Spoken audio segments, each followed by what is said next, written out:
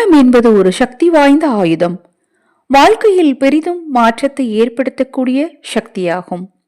உணர்ச்சி வசப்பட்டு பேசுவதற்கு பதிலாக அமைதியாக இருப்பது ஒருவருக்கு மிகப்பெரிய பலமாக மாறும். அதிலும் இந்த 9 இடங்களில் அமைதியாக இருப்பது மிகவும் சிறந்தது. அதில் முதலாவது, கோபமாக இருக்கும் போது. கோபம் என்பது ஒரு கொடிய விஷம் போன்றது. கோபத்தில் நிதானம் தவறி பேசக்கூடாத வார்த்தைகளை பேசக்கூடும்.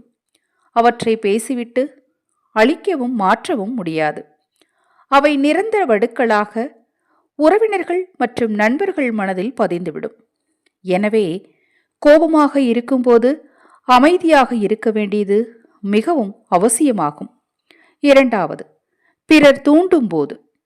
பிறர் தேவையில்லாமல் வேண்டுமென்றே உங்களை கோபப்படுத்த முயற்சி செய்வார்கள். அந்த நேரத்தில் அமைதியை இழக்காமல் புத்திசாலித்தனமாக நடந்து கொள்ள வேண்டும். அவர்களை நோக்கி புன்னகைத்துவிட்டு விலகிச் செல்வது நல்லது. அமைதியாக இருப்பது மிகவும் நல்லது. மூன்றாவது, வெற்றி. நமது முயற்சிகளில் கிடைக்கும் வெற்றிகளை பற்றி பெருமை அடித்துக் கொள்ளக்கூடாது.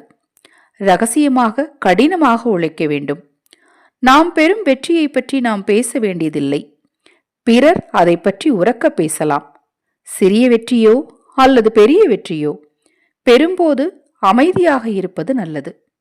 எதிர்கால திட்டத்தை பற்றியும் பெருமை பேசக்கூடாது. நான்காவது, திட்டங்கள்.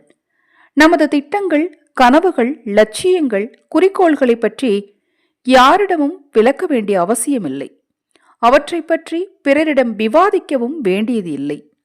தொடர்ந்து வேலை செய்து திட்டங்களை செயல்படுத்த வேண்டும். இறுதி முடிவுகள் வெளியாகும் வரை அமைதியாக இருப்பது நல்லது. 5, வீண் விவாதங்கள். வாதம் செய்யும் போது அது சரியான நபருடன் இருக்க வேண்டும். வீணான தேவையில்லாத விவாதங்களில் கலந்து கொண்டு சக்தியையும் நேரத்தையும் வீணாக்கக்கூடாது. பயனற்ற வாதத்தில் ஒரு பயனும் இல்லை. எனவே தேவையில்லாத வீண் விவாதங்களில் கலந்து கொள்ளாமல் அமைதியாக இருக்க வேண்டும். பலவீனம். உங்களது பலவீனம் என்னவென்று பிறர் கேட்டால் அதை ஒருபோதும் வெளிப்படுத்தக்கூடாது. அதை பிறர் தங்கள் சொந்த லாபத்திற்காக பயன்படுத்திக் கொள்வார்கள். தனது பலத்தை மட்டுமே ஒருவர் வெளியே காட்ட வேண்டும் தவிர பலவீனத்தை பற்றி வெளியே மூச்சு கூட விடக்கூடாது. அமைதியா இருக்கணும். 7வது, குறிக்கோள்களை பகிரக்கூடாது. பெரிய இலக்கை அடைய முயற்சிக்கும் போது உங்களது மிகப்பெரிய முக்கியமான குறிக்கோள்களை வெளியே பறைசாற்றாமல் தனிப்பட்டதாக வைத்திருக்க வேண்டும். உங்கள் கனவுகளை முன்கூட்டியே பகிர்ந்து கொள்வது பொறாமையையும் ஊக்கமின்மையும் வரவழைக்கும். கனவு நனவாகும் வரை அமைதியாக வேலை செய்ய வேண்டும். 8வது, பிறர் உங்களை விமர்சிக்கும் போது.